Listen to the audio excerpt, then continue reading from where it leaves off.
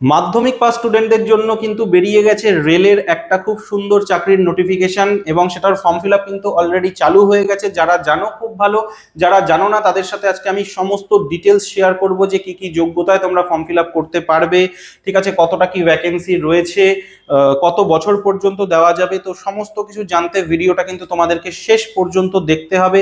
তো আর বাড়তি সময় নষ্ট না করে এবার আমি চলে আসছি। দেখতেই পাচ্ছ 11,227টা পোস্টে কিন্তু রিক্রুটমেন্ট হবে।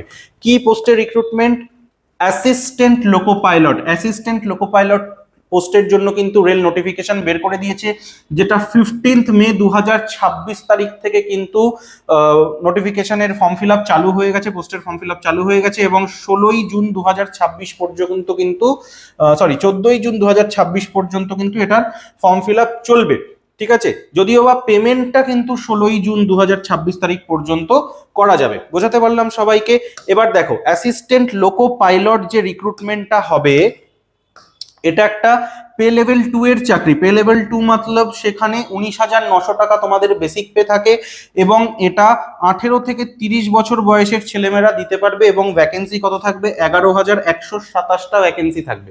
ঠিক আছে, এই পে লেভেল 2 এর মানে গ্রস স্যালারি ধরে নাও তোমরা 40 থেকে 45,000 টাকা স্টার্টিং এ পাবে। তো সুতরাং একটা কিন্তু খুব ভালো চাকরির, খুব ভালো মাইনের চাকরি। তো যারা যারা এটা ফর্ম ফিল আপ করতে চাইছো ইমিডিয়েটলি করতে পারো। ঠিক আছে, এবার এইখানে আমি একটু বলে দিই যে 18 থেকে 30 বছর বয়সের ছেলেমেয়েরা কিন্তু দিতে পারবে, যেটা আমি একটু আগেও তোমাদেরকে বললাম। তো এজ আমি অলরেডি ডিসকাস করে দিয়েছি। এবার আগে যাওয়ার আগে আমি একটু তোমাদেরকে বলে দিই যে যারা যারা রেল, এসএসসি, ব্যাংক বা স্টেট গভর্নমেন্টের ডব্লিউবিসিএস বা পিএসসি ক্লার্কশিপ মিসলেনিয়াসের জন্য প্রস্তুতি করছো এবং এবং আমাদের অফলাইন সেন্টারে পড়তে চাইছো, যারা বারাসাতের কাছাকাছি আছো তারা স্ক্রিনে দেওয়া এই নাম্বারে যোগাযোগ করতে পারো, বা কলকাতা সারাউন্ডিং যারা আছো তারা কিন্তু আমাদের স্ক্রিনে দেওয়া এই নাম্বারে যোগাযোগ করে আমাদের কোর্স এবং ক্লাসেসের সমস্ত ডিটেলস তোমরা নিয়ে নিতে পারো, তোমাদেরকে সেই হিসেবে গাইড করে দেওয়া হবে।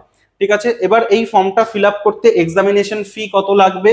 সমস্ত ক্যান্ডিডেটের জন্য 500 টাকা। ঠিক আছে, নর্মাল যারা জেনারেল ক্যান্ডিডেট আছে তাদেরকে 500 টাকা দিতে হবে, 500 টাকা দিয়ে ফর্ম ফিল আপ করতে হবে। বাট এসসি এসটি যারা রয়েছে বা ফিমেল ক্যান্ডিডেট যারা রয়েছে এবং ট্রান্সজেন্ডার, তার সাথে সাথে এক্স সার্ভিসম্যান যারা রয়েছে, তাদের জন্য কিন্তু 500 টাকা নয় 250 টাকা দিতে হবে। বোঝাতে পারলাম? এবার এই যে 500 টাকা যারা তোমরা ফর্ম ফিল আপ করছো, সিবিটি 1 যখন দেবে তার মধ্যে থেকে 400 টাকা তোমাদেরকে রিফান্ড করে দেওয়া হবে। তার মধ্যে থেকে কিছু টাকা, 2-3 টাকা মতো ওরা ব্যাংক চার্জেস কাটে রিফান্ড করানোর জন্য, বাদ বাকি টাকা তোমাদেরকে দিয়ে দেওয়া হয়। আর বাকি যারা 250 টাকা দিয়ে ফর্ম ফিল আপ করবে তারা কিন্তু পুরো 250 টাকাটাই পেয়ে যাবে ব্যাংক চার্জ ডিডাক্ট হওয়ার পরে। সুতরাং পরীক্ষা দিতে হবে, শুধু ফর্ম ফিল আপ নয়, ফর্ম ফিল আপ করে পরীক্ষা দেওয়ার পর যেই টাকা দিয়ে তোমরা ফর্ম ফিল আপ করছো সেখান থেকে সার্টেন অ্যামাউন্টের একটা টাকা কিন্তু তোমরা রিফান্ড পেয়ে যাবে। ঠিক আছে, ওকে। এবার আমি ভ্যাকেন্সি আর রিক্রুটমেন্ট প্রসেসে আসি। ঠিক আছে, প্রথমে কিন্তু একটা সিবিটি এক্সাম হবে, যেটা হচ্ছে ফার্স্ট স্টেজ। তারপর সেকেন্ড স্টেজে কিন্তু আরেকটা মেন্স এক্সাম হবে, যেটাকে সিবিটি 2 বলা হয়, কম্পিউটার বেসড 2 বলা হবে। এবং এরপরে কম্পিউটার বেসড অ্যাপটিটিউড টেস্ট হবে, যেটাকে সিবিএটি বলা হয়, এবং তারপরে ডিভি অর্থাৎ ডকুমেন্টস ভেরিফিকেশন, এবং তারপরে মেডিকেল এক্সামিনেশন। আমি আবারও বলছি, এটা কি পাস? এটা কিন্তু 10th পাস এক্সাম। কিন্তু এখানে একটা ব্যাপার রয়েছে, এটা যেহেতু একটা টেকনিক্যাল এক্সাম, এখানে তোমাকে কিন্তু আইটিআই করা থাকতে হবে। আইটিআই বা ডিপ্লোমা কিন্তু যদি তোমাদের করা থাকে তাহলে তোমরা এই এক্সামটার জন্য এলিজেবল এবং তোমরা পরীক্ষাটা দিতে পারবে। ঠিক আছে, এরপর যদি আমি একটু ডিসকাশন করে নিই ভ্যাকেন্সির ওপরে।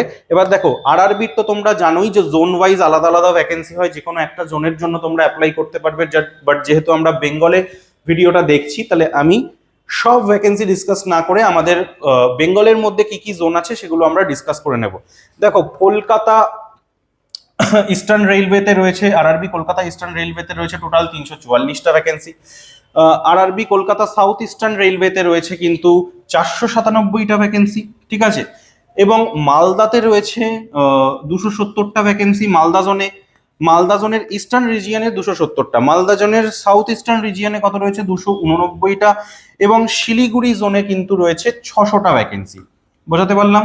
তাহলে এই হচ্ছে টোটাল ভ্যাকেন্সি ডিটেলস আমাদের বেঙ্গল পার্টের জন্য। তো তোমরা যদি মনে করো পড়াশুনো করতে চাও, পরীক্ষা দিতে চাও, তাহলে এই ভালো সুযোগ কিন্তু তোমাদের জন্য এসছে, এবং এর থেকে বেটার সুযোগ হয়তো আসতে আরো অনেক টাইম লেগে যাবে। রেলের একের পর এক কিন্তু নোটিফিকেশন এখন বেরোতে চলেছে। অলরেডি শর্ট নোটিশ দিয়ে দিয়েছে টেকনিশিয়ানের, যেটা জুন মাস থেকে একদম শেষ থেকে 30 তারিখ থেকে ফর্ম ফিল আপ স্টার্ট হবে। এরপরে কিন্তু একের পর এক এনটিপিসি সেকশন কন্ট্রোলার সমস্ত ভ্যাকেন্সি কিন্তু আসতে চলেছে। সুতরাং সময় নষ্ট নয়, দেরি নয়, এক্ষুনি পড়াশোনা স্টার্ট করো। আর যদি মনে হয় আমাদের তরফ থেকে অন্য কোনো সিলেবাস রিলেটেড ভিডিও বা ক্লাসের ভিডিও দরকার, তাহলে ক্লাস, সিলেবাস যে যেটা চাইছো সেটা আমাদেরকে কমেন্ট করে জানাও, সেই হিসেবে কিন্তু তোমাদের জন্য ভিডিও একের পর এক আনা হবে। Thank you everyone.